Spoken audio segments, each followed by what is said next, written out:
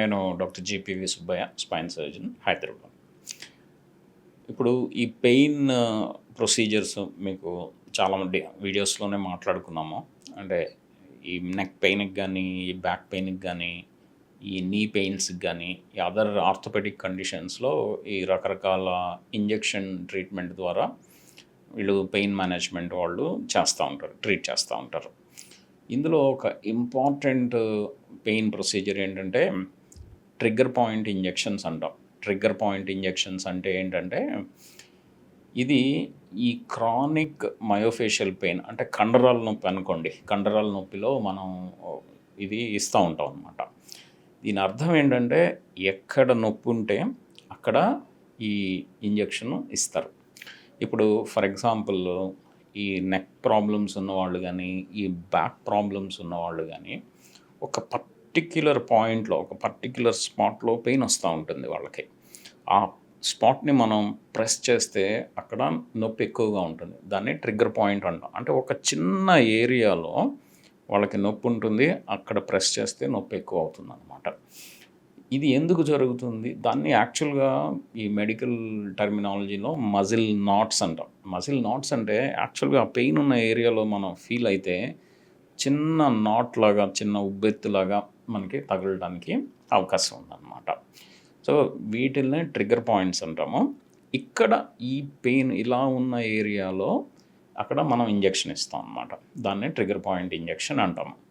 ఇలా నాట్లాగా ఎందుకు తయారవుతుంది సార్ అని చెప్పి అడగచ్చు. ఏమవుతుందంటే ఏదైనా ఇంజరీ ఉన్నప్పుడు, మజిల్ ఇంజరీ కానీ, మజిల్ ఏదన్నా దేనివలన ఇరిటేట్ అయినప్పుడు అది ఈ అక్కడ పెయిన్ వస్తుంది. ఆ పెయిన్ ప్రొటెక్ట్ చేయడానికి స్పాజమ్ అంటాం. అంటే మజిల్ కాంట్రాక్ట్ అవుతుంది. సో ఈ పెయిన్ స్పాజమ్ సైకిల్ కంటిన్యూ అవుతుంది. ఆ పర్టిక్యులర్ ఏరియాలో ఆ టైట్గా అయిన మజిల్ మనకి ఎత్తుగా నాట్లాగా తగులుతుంది అన్నమాట. సరే, ఈ ఇంజెక్షన్ ఎలా చేస్తారు అంటే దీన్ని మల్టిపుల్ టెక్నిక్స్ లాగా చేయొచ్చు. ఒకటి ఏంటంటే ఈ లోకల్ ఎనస్థెటిక్ మాత్రమే ఇంజెక్ట్ చేయొచ్చు ఆ స్పాట్లో, అంటే ఎక్కడ పెయిన్ ఉంటే అక్కడ. రెండోది ఈ లోకల్ ఎనస్థెటిక్తో పాటు మనం స్టీరాయిడ్ కూడా కలిపి ఇవ్వచ్చు అన్నమాట. అంటే ఈ రెండు విధాలుగా ఇవ్వచ్చు. ఒకటి వితౌట్ స్టీరాయిడ్, రెండోది విత్ స్టీరాయిడ్ మనం ఇవ్వచ్చు అన్నమాట ట్రిగ్గర్ పాయింట్ ఇంజెక్షన్. కొంతమంది ఏం చేస్తారంటే ఒట్టి నీడిల్ తోటి డ్రై నీడ్లింగ్ అని మనం యాక్చువల్గా ఒక వీడియో చేసాము.